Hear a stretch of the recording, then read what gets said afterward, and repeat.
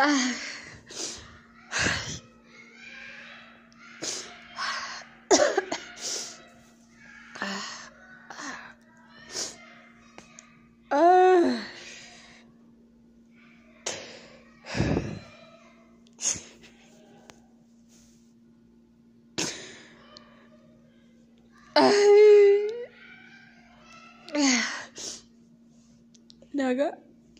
Naga sini.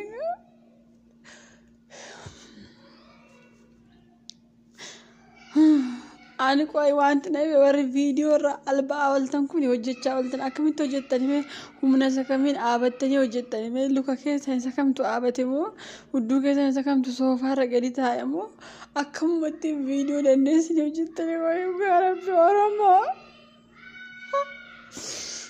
garabbi salbande waya sal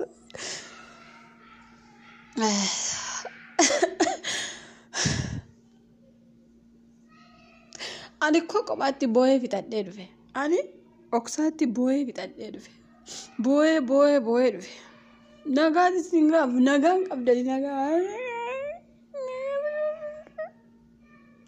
Wayne dhugaa rabbi garange nagubati kisti gubachaa wali dhugaa rabbi gubachaa wali bubaa wali cincaa wali dhugaa rabbi. Maal sinitti fakkaate dhugaa rabbi Roozaan osuma nuti ishee xiyyinu osuma nuti ishee gorsinu osuma nuti waan baay'ee jennuun nu galaafattee nu keesse amma nyaatamne jira. Okay? Yaaduma iyyina yoo ta'e malee warri viidiyoo hojjennus yaaduma iyyina warri koomentis yaaduma iyyina yoo ta'e malee amma qacam amma nyaatamne jira. Okay? Amma walii galle amma nyaatamne jira. Unumatu akkasi amal makiin akkasuma baqa hooksamne lax godhamna yeroo hunda yaa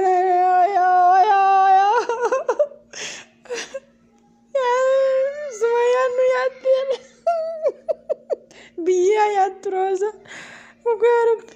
Roozaan nu gubdee maatti qalaqalamtee dhaqxe qoy namatu Amerikaa irra qoricha siifida jedhee qoricha congaarraa ittisa yoo osuma waamanii qoricha yaayyisanii kana manaan bahiin hin deemiin jenne kan akkam goona kottee cabsina moo hinii namoo akkam abbaa keenyaa goona gama maal gootu yoo dandeessanii mee Roozaa fi wanti eenyu maqaan ishee Saada rabbi si gubesiis rabbi obsasiifaa kennu mee sheekatti geessi qaraasisime mee itti haa qaraan xiqqoo yoo irraa galee hin beekani amma waayis argii keessanii xiisaati mee itti qaraasisa dhugaa rabbi. Osoo uummanni bitaaf mirgaan Roozaa of eegi Roozaa itti naqiin Roozaa kanan go'iin Roozaa akkanan ta'in Roozaa si galaafatti Roozaa waasiin amma si ungatte kaa Roozaa ungatamte kaa ungatamte egaa siif kudii gammachuu guddaadha bakka atamma egaa Sumayyaan si jaalatti si ungatte dahaba si laatte bakka warqii si jirti bakka ati hin fayyite jechuudha egaa atamma kanaa booda fayyitee jirta surprise si goote si jaalatti. Okay? Akkasitti ilaalte gatamma. Yoo amma egaa kana booda wanta isheen itti hiite sana beektu eenyu beekame maal akka isheen itti hiite sinii galee jira. Itti goote itti hiite kana booda Roozaan Saa'idoo yoo agartu itti gurra lamaan qabatte iyyiti amma na caqasaa egaa. Wanti an viidiyoo hojjechaa ture hundi siniin oolle hima sinii dhufe tokko lama. Beeka kaani gara sitti beeka ka waan dhufaa jiru hin beeka ammallee yoo Roozaan jettee hin iyyite Saa'idoo hin baqanne na agartu gamma maaliif itti goote jirti har'a mormatti hiite dhungatte shaarbii ishee uffannaa ishee kana qaqqabdee garaa ishee qaqqabattee morma ishee qaqqabattee habiibti akkana si goote si gadhiifte ka amma Saa'idoo koo habiibii koo ligbaanoo ligbaash ligibaa minim yellem ligibaa situ manatti ligibaa ta'ee taa'e gamma hin teessa kaa gamma bakka unu gubate Roozaa unu gubate unu salphate unu warra eengadda lafa iitee sirbetu salphate ani eengadduma yeroo Sumayyaan viidiyoo halkan keessa sa'aatii 6 akka Itoophiyaatti Sumayyaa yeroo jalqabaaf halkan keessa sa'aatii 6tti viidiyoo gadhiifte dhugaa rabbi hin gadhiiftu garuu guyyaa beelloo Roozaa agarte viidiyoo jettee gadhiifte gaafasuma bare viidiyoo si hojjedhanillee halkan keessa sa'aatii 6tti gadhiiseen beeku gaafasuma hin gadhiisenillee haga yoomii gorsina viidiyootiin hin iyina yoo viidiyoo keenya geeffachuu baatellee mata dura hin dubbifta Rooza. Okay, yoo hankenya YouTube xixiqqoo nu tuffattellee ijoollee koomentii si jalatti barreessaa oltu hin argita. Maa taqxe? Maa fakta bakka ishee? Nu yaattee teesse ati kun Rooza mataa keenya nu galabbattee umuriin keenya fakkeenyaaf yoo waggaa 70 ta'ellee gara 60 as buttee nu keesse bakka. Ani kanaa booda usuu akka maal gootani usuu akka maal ta'e Roozaaf Saidoo wal fuudhu jedhee hin taa'u bakka. Ergummaa Sumayyaan fuutee mormasheetti kana hiite ani nabdadhu.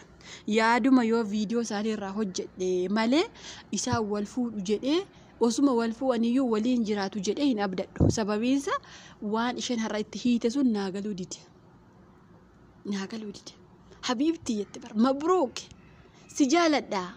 Baay'ee si jaaladha hiyyaa kiyyaa. Kanaafuu kana surprise si godhee jireenya keessan gidduutti bahuufi. Wayne.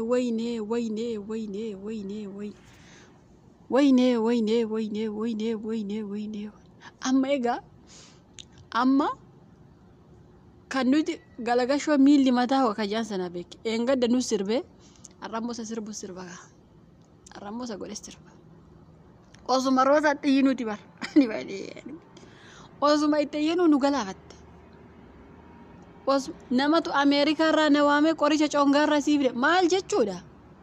Yoo namichumti summii siifide nama afaan Oromootiin sagalee naa qabe. Amma fakkeenyaaf hundi nama Rooza of eeggadhu. Inda'um Saidoo mataasaa of eeggadhu jechaa jira. Saidoon nama itti daawwalee isa waamu dhibeseetani kan inni bakka hundaatti argamu isu beekaadha bar.